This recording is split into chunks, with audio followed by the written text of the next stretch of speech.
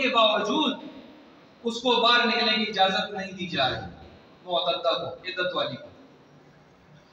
ये हैं अदाए फर्जियत या अदाए वजूब के लिए शर्तें जो मैंने आपके सामने रखी हैं। और कुछ इसके अलावा भी शर्तें बनती हैं कि अदायगी का सही होना, कि जिनके बगैर, जिन शर्तों के बगैर हज सही नहीं हो सकता। इस्लाम ज़रूरी है, मुसलमान नहीं होगा हज सही नहीं होगा। एहराम ज़रूरी है, हालत एहराम नहीं होगी तो उस पर उसका हज उम्रा सही नहीं होगा। ज़माना हज होना चाहिए वरना हज नहीं होगा। तमाम मनासिक को उनके मुतय्यन औकात में और मुतय्यन जगहों पर अदा करना ये ज़रूरी है वरना हज नहीं होगा।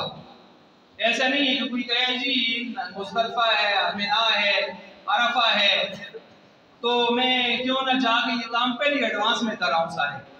ऐसा नहीं होगा, दिनों में अपने अपने टाइम पर काम करना होगा वरना हज अदा नहीं होगा। तमीज़ व अक़ल हो। तमीज़ व अक़ल का मतलब ये है कि आदमी मजनून ना हो, पागल ना हो। मजनून और पागल पर बाकी फ़राइज़ भी नहीं है तो ये भी नहीं है। और इसी तरह एहराम के बाद वक़ूफ़ अरफ़ा से पहले उसने मिलाप भी ना किया हो वरना हज चला गया उसका। इसी तरह ये इसकी हो गई शर्तें इस हवाले से। और बाकी कुछ और शर्तों का सिलसिला भी है, मैं उसको छोड़ देता हूँ। और दूसरा जो उन्वान मैंने आपके सामने रखा था वो था कि इसके लिए फ़ज़ाइल क्या हैं और वईदें क्या हैं। तो फ़ज़ाइल में सबसे पहली चीज़ हदीस मुबारक है कि 3 आदमी अल्लाह के खुसूसी मेहमान होते हैं। एक गाजी, गाजी का मतलब जो अल्लाह के रास्ते में जिहाद करने को चला और सलामत है, वापस लौट रहा है, ये गाजी है अल्लाह के रास्ते में। और गाजी अगर मर जाए, कत्ल हो जाए तो फिर वो शहीद है, जिंदा रहे तो गाजी, ये अल्लाह का मेहमान है जिहाद में। इसी तरह दूसरा आदमी जो अल्लाह का मेहमान है वो है हाजी। तीसरा है मुअतमिर, उम्रा करने वाला। तो देखें यहाँ हज उम्रा और जिहाद तीनों को मिलाया गया है, इसलिए कि जो सही मानों में हज करते हैं तो सही मानों में हज जिहाद तो नहीं है, जिहाद की याद जरूर दिलाता है। जो सही मानों में हज करते हैं ना, उनको पता है कि हज जो है जिहाद के करीब ही होता है, कितनी मुशक्कत होती है उसमें। और इसलिए अल्लाह के खास मेहमान हो गए। आप अलैहिस्सलाम ने फरमाया हज फर्ज हो गया। अक़रा बिन हाबिस खड़े हुए, या रसूलल्लाह हर साल? हुजूर चुप हो गए। हज फर्ज हो गया, या रसूलल्लाह हर साल? 2-3 मरतबा ऐसे हुआ। हुजूर ने फरमाया देखो आराम से बैठो, मैं अगर कह देता कि हाँ तो हर साल फर्ज हो जाता, फिर तो हर चीज में आदमी इतनी आगे नहीं जाता। हमारे यहाँ भी होता है ना, मोदी साहब से एक मसला पूछा, मसला हल हो गया, हम उसमें बाल की खाल उतारना शुरू कर देते हैं, फिर यहीं हौसला फिर क्यों, यहीं हौसला फिर क्यों, यहीं हौसला फिर क्यों। तो बाज़ मसाइल में ज्यादा गहराई में जाना आपके लिए ठीक नहीं होता, जितना बताया है इतना ठीक है। अभी मैंने कहा ना कि हज की नफ्से फर्जियत के लिए ये भी है कि आदमी को ये मालूम हो जाए कि मुझ पर हज फर्ज है। जब तक उसको मालूम ही ना हो ना तो वो अल्लाह के यहाँ बरी है। बहुत सारे लोग सारा साल वो उन पर हज फर्ज होता है लेकिन उनके इल्म में होते हैं शायद मुझ पर नहीं, फिर जाके कभी पता चल जाता है मुझ पर हज तो फर्ज है भाई। तो इसलिए ये, और दूसरा ये कि वो बनी इसराइल की गाय ना बनाई जाए ना, उनको कहा था गाय लाओ, ज़बह करो, लगा दो उसके साथ। उन्होंने आगे चला शुरू कर दी, गाय किस किस्म की हो, रंग कैसा हो, फना कैसा हो, बूढ़ी हो, जवान हो, फना हो, तो फिर उससे मुसीबत पड़ गई, उनके लिए गाय मिलती नहीं थी। तो इसलिए ये भी इससे भी रोका गया। ज्यादा यानी पूछताछ नहीं करनी चाहिए जिस मसले में ज्यादा सरोकार या जरूरत ना हो। इसी तरह उम्रा हज असगर है, और हुजूर अलैहिस्सलाम ने फरमाया ये उम्रा जो हज असगर है ये दुनिया माफिया से बेहतर है। दुनिया और दुनिया में जो कुछ है किसी इंसान को मिल जाए और दूसरे इंसान को उम्रे की तौफीक मिल जाए तो उम्रे वाला बारे में। इसी तरह हुजूर ने फरमाया एक उम्रे से दूसरे उम्रे तक, ये जो दरमियान में है, एक उम्रे के बाद दूसरा उम्रा करना, ये कफारा बन जाता है दरमियान के गुनाहों के लिए। कौन से गुनाह? सगीरा, कबीरा नहीं। कबीरा गुनाहों के लिए अपना ज़ाब्ता है, तौबा नसूहा, 3-4 शर्तें हैं उसके लिए, हुकूकुल्लाह हुकूकुल इबाद के लिहाज से। लेकिन इस सगीरा की बात हो रही है। और हुजूर ने फरमाया इसी हदीस में हज मबरूर का बदला तो जन्नत है।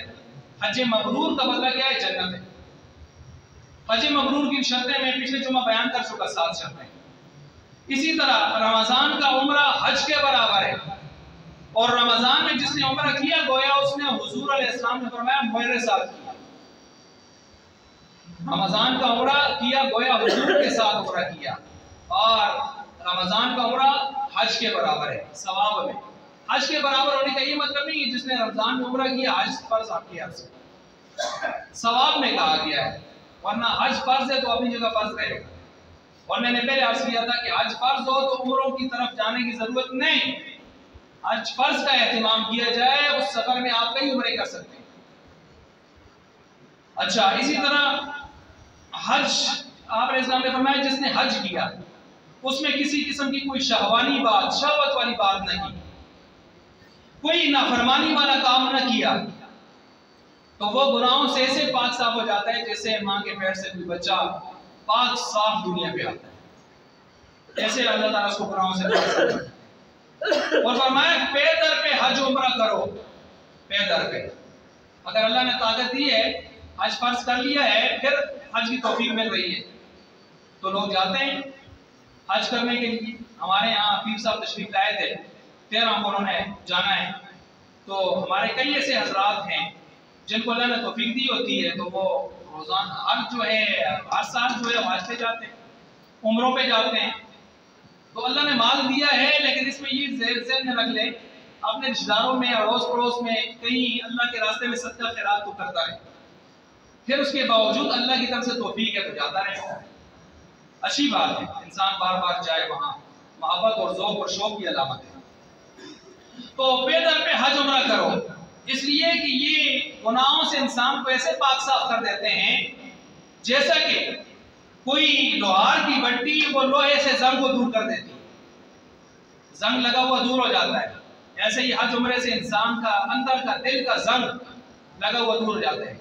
ज़ाहिरी जंग नहीं, अंदर का दिल का लगा हुआ जंग। इंसान के दिल को जंग लगता है, हर चीज को जंग लग जाता है, इंसान के दिल को भी जंग लगता है, दूर करने के लिए रेगमाल होता है।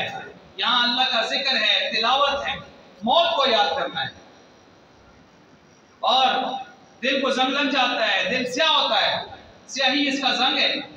एक जुमा छोड़ा स्याही लग गई, दूसरा जुमा छोड़ा स्याही बढ़ गई, तीसरा जुमा छोड़ा दिल स्याह होने के लगभग है, और दिल स्याह हो गया तो दिल काफिर का स्याह होता है, दिल काफिर का स्याह होता है। मुसलमान का दिल तो सफेद होता है, अलबत्ता मुसलमान के अपने अपने दर्जात हैं, फिर अपने अमाल के ईमान के लिहाज से सफेदी किस कदर है। तो इसलिए इंसान को पाक साफ कर देता है, ऐसे जैसे कि भट्टी लोहार की लोहे का संग उतार देता है।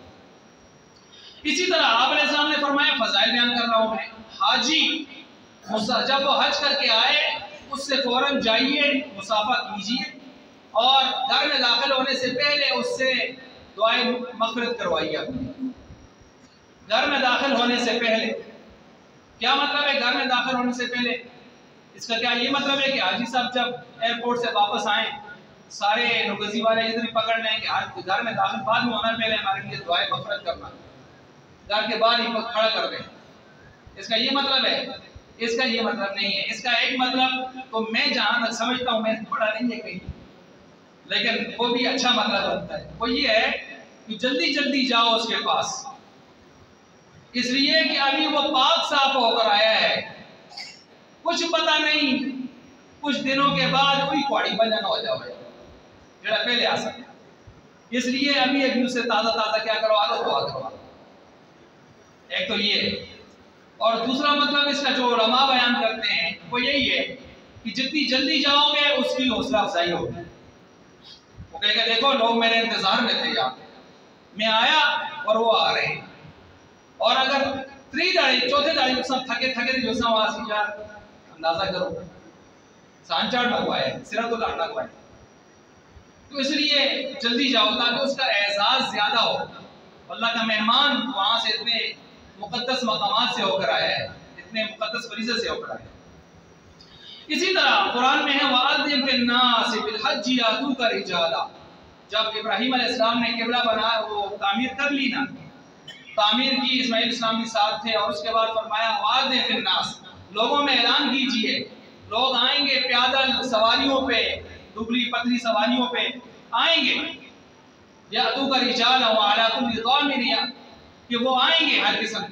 तो अब इब्राहीम अलैहिस्सलाम ने यही कहा था ना कि कैसे आएंगे, मेरी आवाज़ कहाँ तक पहुँचेगी। तो फरमाया था कि आप आवाज़ लगाइए, आवाज़ लगाना आपका काम है, दिलों तक पहुँचाना मुझ रब का काम है।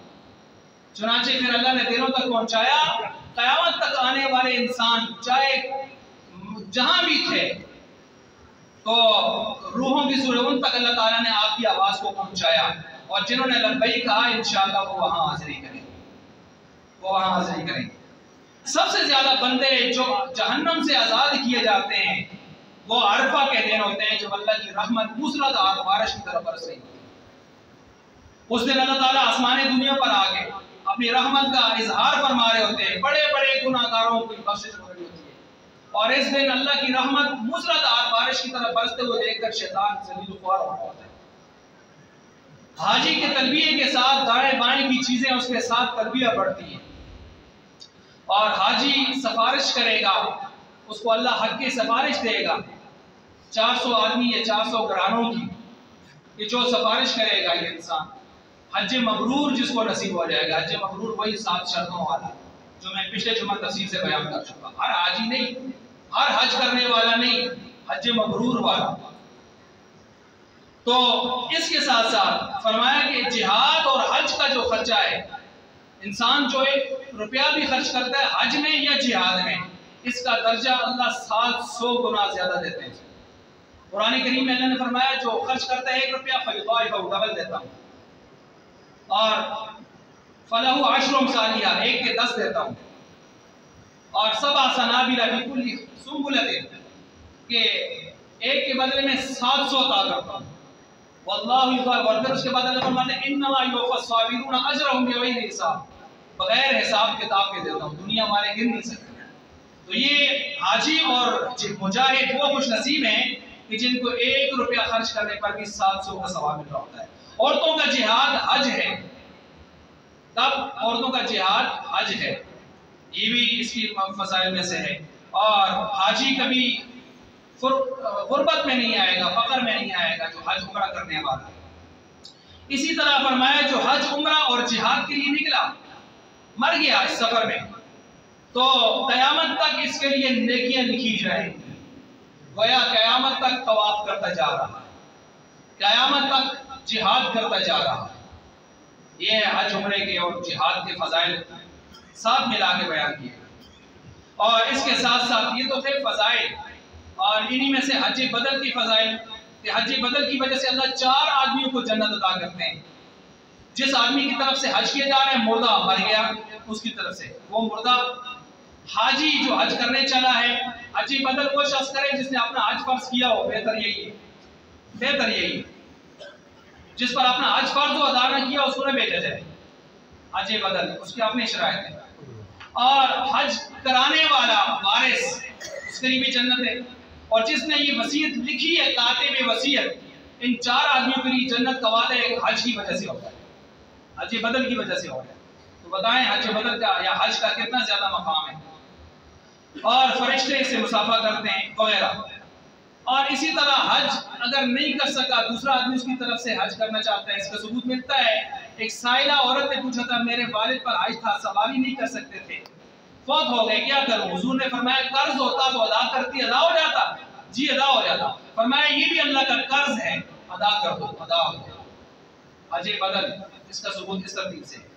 और फ़ायदे आखिरी बात कर रहा हूँ, फ़ायद कुरान करीम कहता है वमन कफरा, जो हज फर्ज हो और उसके बावजूद न करे, तो अल्लाह फरमाते हैं वमन कफरा, वो काफरों जैसा काम करना।